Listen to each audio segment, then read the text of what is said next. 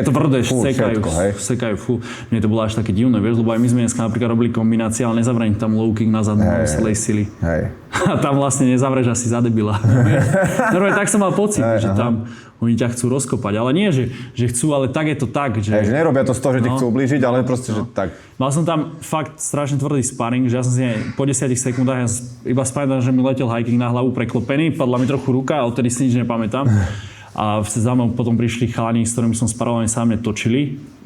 Dvaja z toho boli šampióni z Glory, jeden, neviem, tak mal fotku a všade mal opasky, čo všetko bol šampión. A prišli potom aj za mnou, že no hard feelings, že proste takto to je, že to nemám ani brať osobne, že takto je. A potom naozaj, že ja sa poradal na nich, oni proste dvaja parčici z klubu, oni sa tam vražili. No, strihnuté kolena celej sily do hlavy. Ani kolenačky niektorí nemali. Full kolena. Akože bol to zážitok, čo im poviem. Bol to zážitok.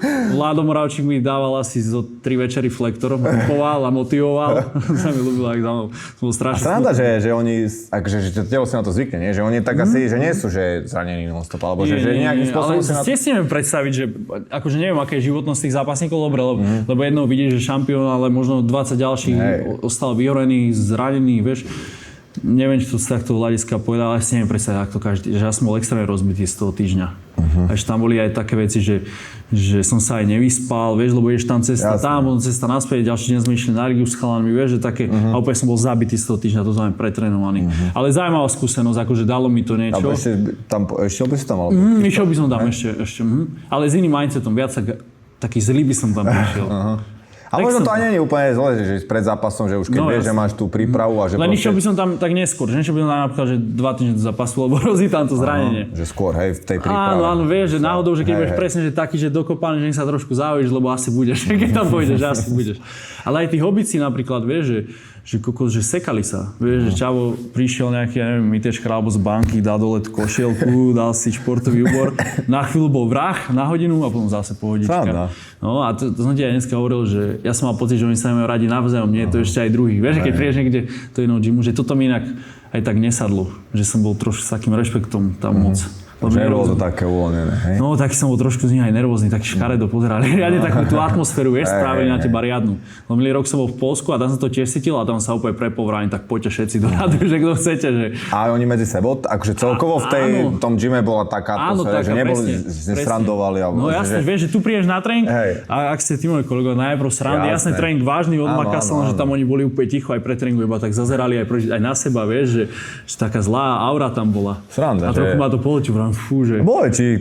A ešte ak sú tam rôzne tie národnosti, vieš, že hen taký, tak kúko som sa zistil, že fú, nie je úplne komfortne. Ale zase to je dobre, to je tiež, vieš, skúsenosť. Hej, ale sranda, že či ich to baví, akože, alebo vieš, že jak... A možno, že oni, keď v tom od začiatku si, že to tak bere, že to je asi normálne, ale že podľa mňa tu na akože dosť veľká časť tých tréningov je to, že je s kamošmi si, sranda, proste, že to ti akože spríjemňuje to, že furt si dolámaný. Hej, že proste, že podľa mňa akože bez toho by to, neviem, predstav, že teraz by som iba došiel ticho, že sa posekáš sa, čau, ideš. Vieš, ale ak majú takú mentalitu, že naozaj nadstavím, že ja budem svetový šampión, ja budem najväčší zabijak. Aj mi jedno, vieš. Akože... Ak to majú tak na celé, lebo to som z nich niektorých cítil aj z tých šampiónov, že vážne, že... A napríklad ten Ilias, čo bol on je aj vo Vanku šampión, aj Glory myslím, že vyhral, on zase bol úplne typeček, že on zase bol iný, že taký aj vysmiatý, a keď s ním sparoval, s ním som mal akože, lebo jeden deň sme mali, čo som bol prekvapený, že technický sparing, že vrajím si, fú, že konečne, že úplne, že choďte easy a pohľadám, že ty koko, že sa mi sníva, že konečne, ale to, on bol ak z Matrixu, ja som aj nevedel, čo to lietalo, strašne sú dobrí, akože tie komba majú nachodené, fakt rýchle, tvrdé, low kicky extrémne. A hlavne na tú zadnú nohu, to aj dneska, že sme sa tiež bavili na sparingu, že tá zadná noha nie je taká otužená a to oni tam vália na tú zadnú nohu. Oni majú akože... My tu málo to robíme na Slovensku. Hej, ale oni aj sú akože slávni tými low kickmi proste devastačnými, že to je... A oni ich neblokujú vlastne. Nie? Moc. Akože oni sú proste na tých... Hej, že proste... Ale oni to majú vytúžené. Hej, to, že... Zvedavý, a kopú calf kicky, či niekoho? To som ti išiel povedať, že som zvedavý, že čo s nimi spravia, lebo začali kopať tie calf kicky, len tie calf kicky podľa mňa ty neotúžiš. Nie, to sa nedá. No. Ale musím povedať, že calf kicky napríklad kopali ľahko. Lebo to sa nedá kopať tvrdo, čo spadneš a máš po tréningu, nemáš sparinga, lebo... Ale robili s calf kickmi, hej, začali s tým robiť. Takže... No dobre, a trénoval si aj v Thajsku? A teraz to je asi úplne, že... Úplne opak. Hej. A tak Thajsko nebudeme asi opísať, to väčšina ľudí pozná podľa mňa, jak sa trénuje Thajsko, tam to je proste veľký chill, však teplúčko, sranda, Thajci sú vtipní, je to pohoda, ale tak aj tam sa maká. Ale kde bol napríklad technickejší tréning? Technickejšie z akého hľadiska? Lebo napríklad moja skúsenosť Thajska a celkovo asi veľa ľudí je proste, že tie lapy sú, akože môžeš ísť do hociktorého gymu, keď lapuješ s Thajcom, tak je to akože odlišnosť 20%, ale plus minus to bude to isté, hej. Akože, že toto, že podľa mňa, že v tom Holandsku by som ja povedal, že teda je že, akože väčšia pestrosť tých techník možno, že není to iba zaťažené na jednu, dve, proste na tie round kicky, kolena, lakte a také veci, ale že tam je to oveľa pestrejšie a aj pestrejší možno tréning, lebo v Thajsku je ten tréning strašne repetitívny, že proste ideš, že beháš, lapy, sparring clinch, brece. To je nič iné. Tam napríklad drilly aj nerobia v Thajsku, alebo málinko. Čo ja som bol v tom Powerhouse napríklad, tak my sme tam mali 2-3 krát do týždňa zase iba drill. A opäť technik prišiel proste tréner. A bol Thajec? Áno, Thajec. A vždy dal nejakú techniku. Napríklad piatky sme mali, že holandské techniky. Normálne sa to volalo, že holandské techniky. Vieš, tak K1 v stredu, myslím, že sme mali také thajské, že sme chytali, podmetávali, že som bol prekvapený. Super, to je super, hej, to je pána. Ale zase v iných gymoch, ako hovoríš, tak to bol každý deň to isté. No, že z tohto hľadiska mi viac Holandsko sedelo, že bol taký hodina štvrť intenzívny tréning. Mňa znesiel v tom Thajsku, že koľko my mali 2,5 hodiny tréning a raz mi povedal po 2,5 hodiny, ja si to pamätám, jak doteraz. Že kam idem, vieš, sme doklinčovali, som zbalil veci, že som do sprchy a povedal mi, že 1000 brúšakov, 100 zhybov, 100 klikov a ešte nejaký jeden si už si nepamätám, čo to bolo.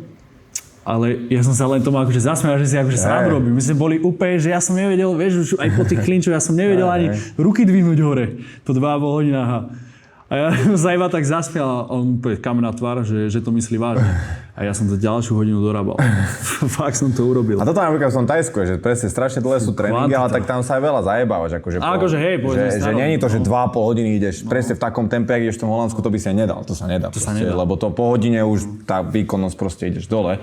Že a za mňa akože keď sa bavíme o tom, že ten zápas má 3x3 minúty, tak asi viac preniesieš do toho zápasu ten akože holandský tréning, akože že ten kratší, intenzívnejší, lebo ten zápas proste není šprint, teda není maratón, ale je to skôr sprint, proste, že musíš v kuse ísť. Ale tak zase fungujú obidva štýly, asi je... Áno, že obidve tie krajiny sú v tom svojom, vieš, že...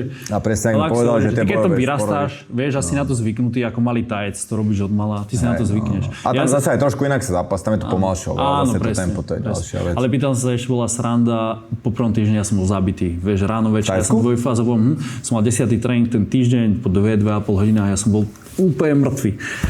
A to som ešte nebehal, lebo však ja ti hovorím, nebehal, že nikdy.